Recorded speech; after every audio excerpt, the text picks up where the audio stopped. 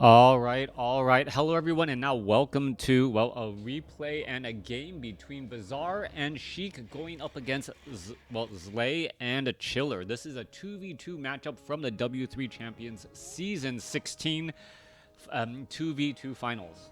All right, apparently I have an observer with me who wants to, well, no, careful, Iris. Please don't do that. Please, no. All right, of course you don't listen to me.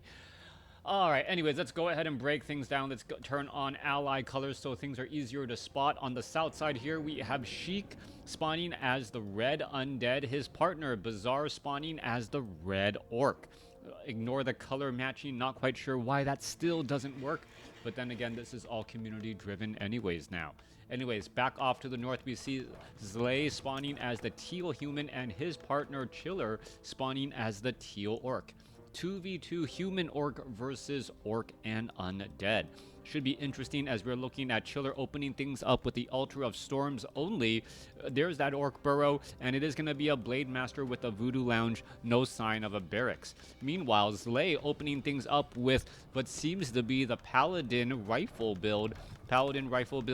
Notorious for, being difficult to finish off any units. That range plus that 200 hit point burst heal and that divine shield makes all of those units difficult to kill. Add in devotion aura on top of that, and suddenly things become a problem.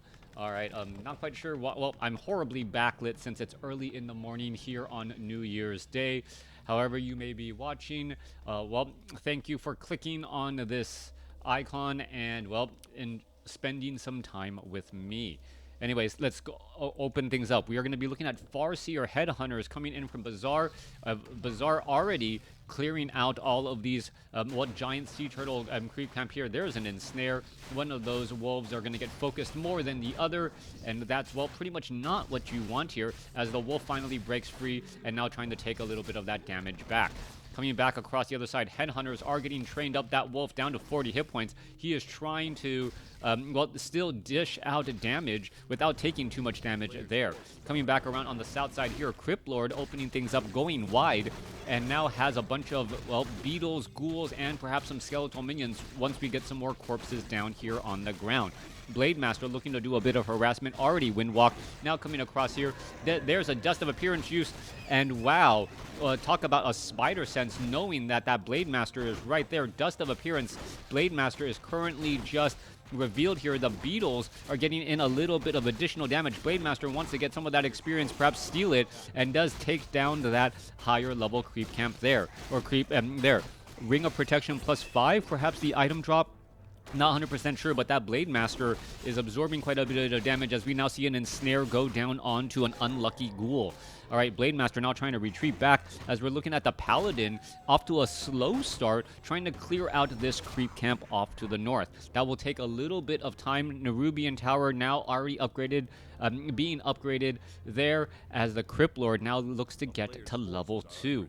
Off on the top left, Bizzare already opening things up here. There's some headhunters doing a little bit of poking. Tech to tier 2 has not been started, as both sides want to build up a little bit of a larger army. However, CH1LLeR is being very aggressive, already teching the tier 2 and playing with this this aggressive style here, trying to put pressure. All right, Nerubian Tower is going to make, well, that Blade Master run in slow motion, allowing the Acolyte to summon up a Necropolis here and perhaps start expanding over there at the southern position. Meanwhile, Bizzare also expanding here at the 9 o'clock position. This is very, very aggressive expo, trying to go wide, perhaps get that economic advantage early. Off to the north here is ZLaY now going after these trappers here, and this is going to be a question of whether or not this Paladin army is going to grow in strength fast enough compared to the economic advantage that is slowly going to be built by Bizzare and Sheik. Down to the south side here, a Blade Master looking to take down this or delay this haunted gold mine. It may be able to delay the haunted gold mine. There's the cancellation there. Blade Master now running around in slow motion, perhaps going to try and catch up to that Acolyte, but the Acolyte does benefit from being on Blight, and with that Nerubian Tower, I don't believe the Blade Master will be able to catch up. Paladin getting close to level 3. Gonna finish off this Brigand here. Will it get the job done? Yes, it does. 200 hit point heals, healing up the vast majority of the hit points on that Paladin here.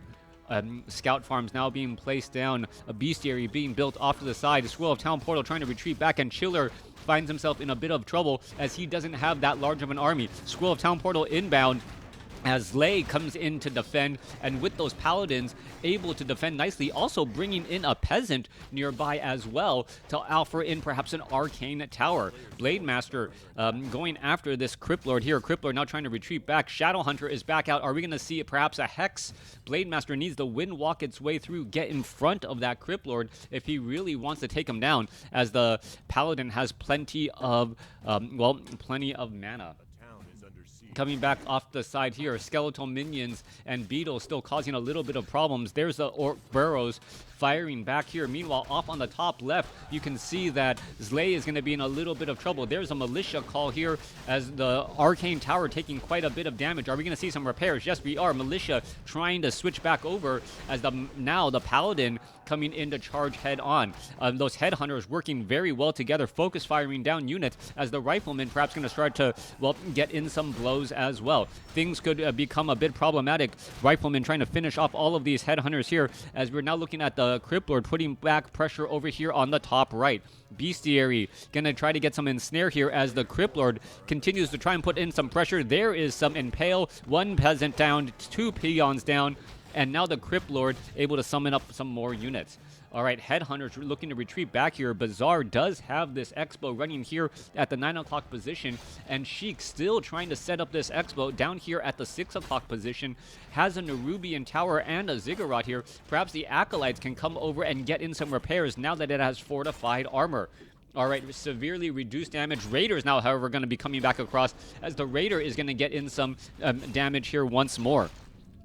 Back off to the north here, Cryptlord purposely hiding with the Cloak of Shadows during the day here, trying to finish things off. Repairs are underway for the Orc Burrow as the Raider is finishing off things one at a time. Even the Peasant getting in on the action, trying to repair here as we're looking at pressure over here on the top left by Bizzare. Blood Mage now out here on the battlefield. Are we going to see some more Siphon Mana? Yes, we are. Those, Dire Wolves are just easily going to get cleaned up here now, as the two base economy of CH1LLeR and ZLaY, is just going to have a number of problems. Blademaster now comes back around here. We see the Cryptlord is still shadow melded here as the Farseer going to try and perhaps offer a little bit of support. Blademaster finally gets a kill onto Headhunter, getting to level 2 as the Raiders now coming across to get in some ensnares. Blademaster playing ring around the Orc army, taking a little bit of poke damage and now needing to retreat back. All right, more beetles constantly getting resummoned up. We're looking at the Cryptlord here, still at 128 hit points, as more pressure being placed down by the Headhunters now at the south side here. Scroll of Town Portal needing a quick retreat. Are we going to see the death of, one more Headhunter? Yes, we are. As off to the north here, the Cryptlord just moving around, summoning up units to constantly harass. Now, without any sort of reveal here, that's going to be a bit of a problem. Those beetles now getting taken down, and that's going to continue to give more experience to the Blademaster across here. All right, Rifleman, what is he doing? He's running all the way to the very back, now going to hide himself in that spot here.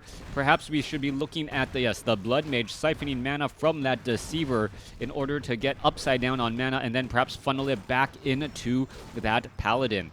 All right, really no reason not to funnel the mana back into that Paladin now, as the Paladin has been using a lot of mana already. Back on the top left, Bizzare still continuing to put in pressure onto ZLaY. ZLaY getting the lumber mill upgrade, and I'm still wondering where Bizzare is spending all of his gold. He has a rather large army and now has that Tauren Chieftain out here on the battlefield at level 2.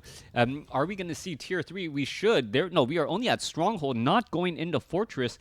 And now Sheik at the 9-minute 30-second mark, finally going to get this Expo set up on the southern side. Farseer down to 452 hit points before he teleports back here, and now we're looking at Goblin Zeppelin play, perhaps. All right, Headhunters looking to retreat back here. Bizzare off of dual barracks, mass Headhunters, now going for improved spiked barricades to reflect back even more damage. But that's not going to work out well, especially since we're looking at, well, the Paladin with mass rifles. If we don't get reinforced defenses instead, those riflemen will be able to blow through that heavy armor as it still deals pretty much full damage. Back off to the north here. Well, Arcane Tower, Guard Tower should be plenty enough, but the Goblin Zeppelin gonna unload here, and now, well, mass units, as we see a shockwave rip through there. All right, big damage already coming on through. Tower quickly getting taken down as the Tauren Chieftain is losing mana at such a quick rate. He's not gonna get a second, a shockwave off. All right, Bizzare, the Goblin Zeppelin now trying to retreat back here. Scroll of Town Portal to fall back as more peons or peasants are getting cleaned up. A lot of action across the board on multiple sides. One low hit point raider quickly getting taken down.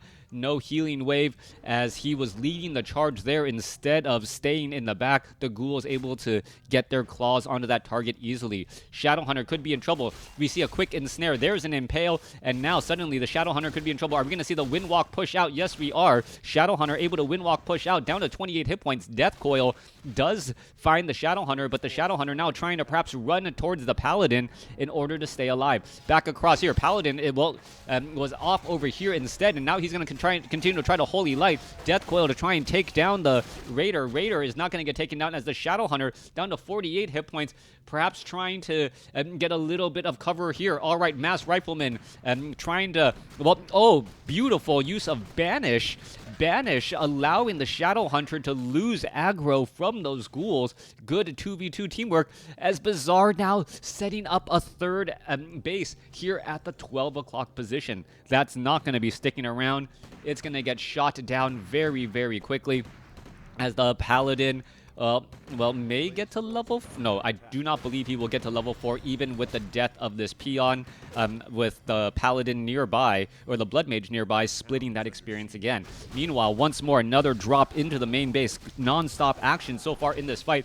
Tauren Chieftain going to run out of mana again. We are going into Flying Machines, as the Farseer does have a Scroll of Town Portal if he needs to, well, get out of this tight spot. Fly Machine should be able to spot this Goblin Zeppelin here. Not quite sure why it's not going after the target. There it is, finally going after the Goblin Zeppelin. Chain Lightning bouncing around. Farseer, well, Paladin gets up to level 4 here, trying to finish off some units. And there's a Banish Holy Light to easily save one of those riflemen again. Army size, 37 supply and 41, going up against 47 and 47 here. But we can see on the southern side, both Sheik and Bizzare have a much larger economic advantage. Chain Lightning trying to find some low hit point units, unable to finish off those raiders. Meanwhile, Shadowhunter, once again caught out in the open, needs to run and retreat all the way back home. Ghouls with that frenzy and coupled with Unholy Aura moving at an incredible rate as the Paladin, well, needs to get a Holy Light off on something. Yes, gonna go save that raider there as the Shadowhunter still needs to get to level 2 to get Healing Wave. I don't think I've seen Healing Wave yet. And what is this? Getting units caught in transit. All right, couple of units could get easily caught in transit here. Well, that Troll Bat Rider could easily get shot down. I'm not quite sure what... nope, never mind. That or shot down by those Headhunters. I guess thrown down? I'm not 100% sure how to describe Javelins or Berserkers with those spears. Berserkers upgraded now, 475 hit points. Both sides fighting, siphon mana away from the Tauren Chieftain. Tauren Chieftain unable to get a shockwave off, but there was an impale breaking the list there. Now Blood Mage gets up to level 3, tries to siphon mana away from the Crippler to take away the stun.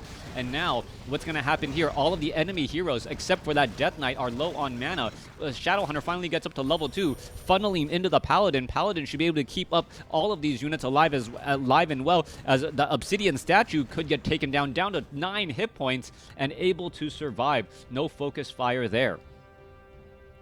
Coming back across on the other side once more. More Berserkers getting cleaned up. Blood Mage is at 3. Paladin is at 4. More Holy Light. Paladin keeping the entire teal army alive and well, pretty much, as the Berserkers once more rotate off over here. We do not see any masonry upgrade. Berserkers are going to be able to, well, poke down those peons, as footmen, perhaps with defend, would be a good call here. Now both sides trying to fight back, way back. Scroll of speed being used. There's a Holy Light trying to take down a number of Berserkers. Low hit point Berserker there, however, able to get away. All right, Dire Wolf coming back again. Are we going to see some more, well, healing, well, poking down that Berserker? Berserker could easily get cleaned up here, as the two armies going to catch themselves here. Are we going to see some ensnares? No, Scroll of Town Portal able to back away in time. All right, this has been a battle back and forth. CH1LLeR has been losing a lot of his units. Multiple orc burrows in the back here. Needs a number more peons, perhaps to get some lumber, well, no, more gold and then eventually lumber. Meanwhile, Blood Mage able to siphon mana off of that Sasquatch Oracle, as we're seeing some red creep camps finally being cleared out. Is this going to give ZLaY and CH1LLeR enough of a hero level advantage, or are Sheik and Bizzare just going to continue to build up their advantages by clearing out some red creep camps as well? We see Bizzare also going into Tauren. So we are now looking at Taurens with Berserkers, something that you do not see very often. The Tauren Chieftain, and now a bunch of Tauren here with Pulverize. That Pulverize should do monstrous amounts of damage to all of these riflemen. As you can see, that Pulverize does deal normal damage, so normal damage coupled with AoE, as well, riflemen getting blown over by that shockwave. Units retreating back. Death Coil finding that Paladin. Units are fighting their way back. But this is already the end here. Scroll of Town Portal to try and cut the losses, but this is perhaps a losing battle to be had. Sheik able to stay alive with a 8 hit point Obsidian statue again, and that is the game. A beautiful executed strategy by Bizzare and Sheik, able to have a very strong economy throughout. CH1LLeR was just constantly up against the ropes early on. He was trying to, well, yeah, like he was trying to get going, but up on the top right-hand side, the constant barrage of harassment between Bizzare and Sheik able to whittle away, as Bizzare and Sheik got that extra income, able to tech up, and then eventually ride an economic victory and translate it into a unit victory out there on the battlefield. Let me know what you guys thought about this game. In this game, it pretty much felt like Bizzare and Sheik found an advantage and never let up. Just constant pressure, constant encroaching, and feeling that overwhelming pressure, finally cracking CH1LLeR and ZLaY. Thanks for watching.